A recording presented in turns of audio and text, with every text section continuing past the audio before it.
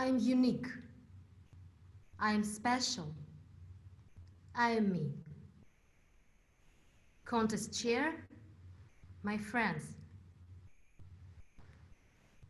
Have you ever wondered how unique and special you are? Let me share my story. I was born in Uzbekistan, in a small town, in a usual Korean family.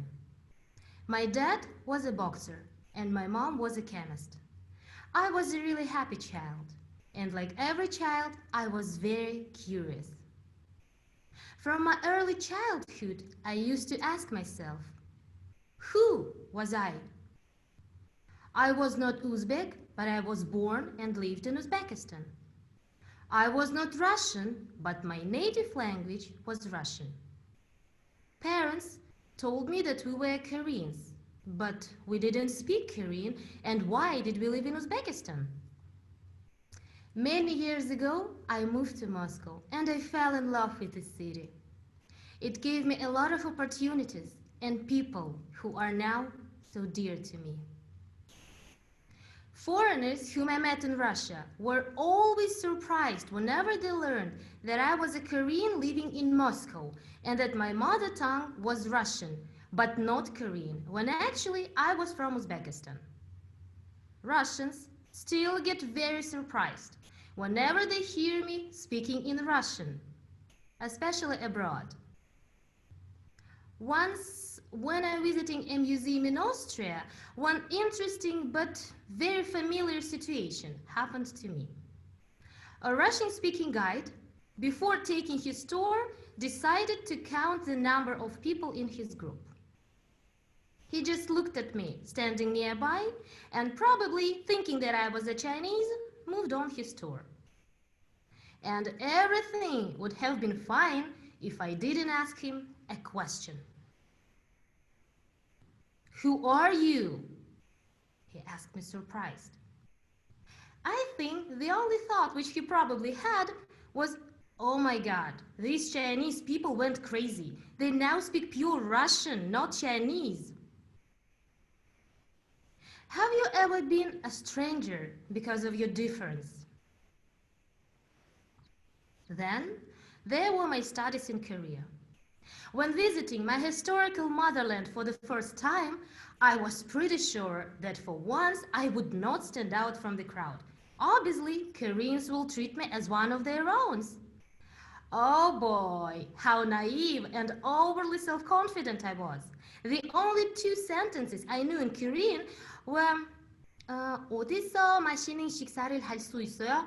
실례합니다. 화장실이 어디에 있어요? Which means, where can I eat something yummy? And the second one was, excuse me, where the nearest restroom is?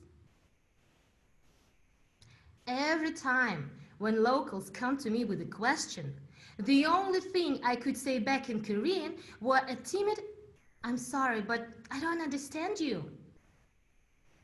And with such an accent that only I understood. In response, I would hear a polite, who are you? And when I answered that I was a Korean from Uzbekistan who is now living in Russia and that my mother tongue was Russian but not Korean, people were really confused.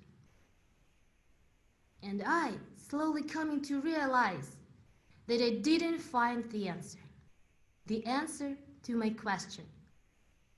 So who was I after all? Even if in Korea, I was not a Korean.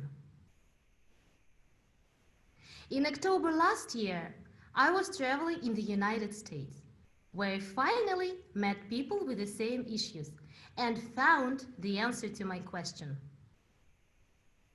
We are like bananas, one of those men told me. Excuse me, sir? I don't know who you are, but I am not a banana. What are you talking about? Then he explained that we, Asians, who were born and raised outside of Asia, adopted the culture and traditions of those countries where we grew up. And that is why our mentality is like the mentality of white people, but our skin is still yellow. And that's why there is no point in denying that we are not bananas. We might be yellow on the outside, but we are white on the inside. The answer was too simple. Who was I? I was just a banana. A banana who has been different all her life from Uzbeks, from Russians, and even from Koreans, but a banana who now is unique and special. There is such a variety of fruits in our world. Some are sour, some are sweet, some are bright, and even stinky and tasteless. But all of them exist. And each of them has its own consumer. So which fruit are you? Sometimes it is hard to accept who you are.